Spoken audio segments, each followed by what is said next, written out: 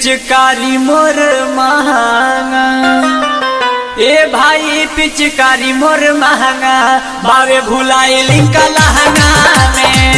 ए भाई पिचकारी मोर महंगा, बावे भुलाइली का लहंगा में। सुना ना जहिया से चढ़ल बा होली, रली हो खाली रंगवा मत चोली। सुना ना जहिया से चढ़ल बा होली, रली हो खाली रंगवा मत चोली। चूड़िया लहठी ना गहना में।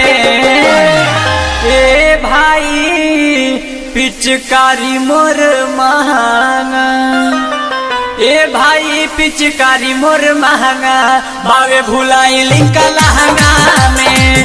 ए भाई पिचकारी मोर महंगा, बावे भुलाइली का लहंगा में।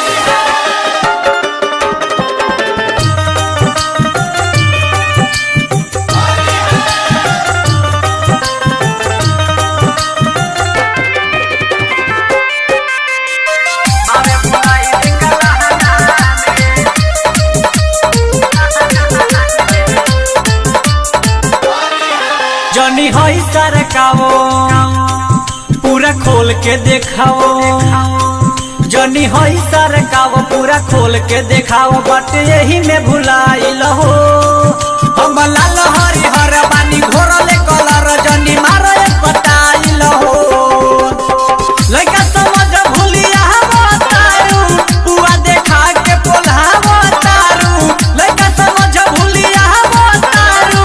पुआ देखा के पोल्हावा तारू, पड़ब ना अब तारा बहाना में।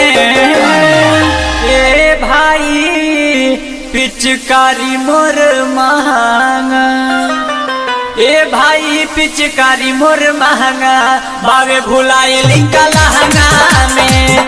ए भाई पिचकारी मोर महंगा, बावे भुलाइली का लहंगा में।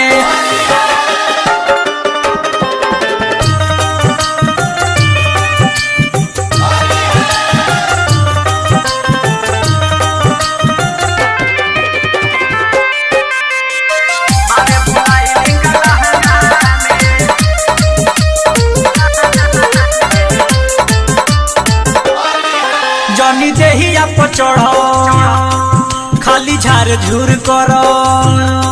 जनी देहिया पर चढ़ो, खाली झार झूर करो। बड़ी गड़बड़ बुझाला हो, देव हाथवा लगाई तब दिक्कत हो जाई। पूरा कर देह भाला हो, राइटर हरे राम सोनू के बोलाए। एसपी संदीप से पंचायती कराए।